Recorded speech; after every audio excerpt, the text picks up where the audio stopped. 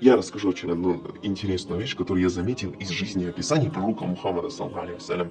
Недавно в одной из книг, которые я читал про жизнеописание пророка, я заметил, что пророк Мухаммад, саллаллаху алейхи, давал имена каким-то вещам. То есть своим вещам, которым он пользовался годы. И давал вещи. С постели, которые он спит, или же одежды, которую он надевал. Я лично думаю, Аллаху алям, это мои мысли, это указывает на то, что он даже ценил те вещи, которым он носил. Животное, на котором он ездил, меч, которым он пользовался. Он ценил. Он даже ценил вещи.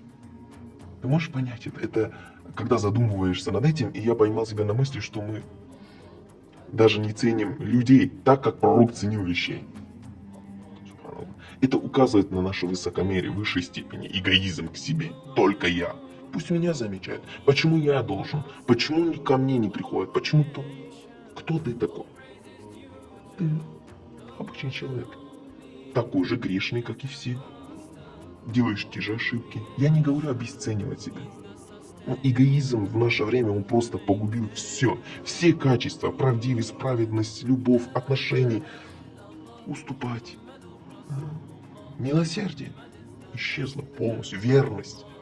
Честно, вот это когда вижу, я вижу, что это то, что мы сильно отошли от религии.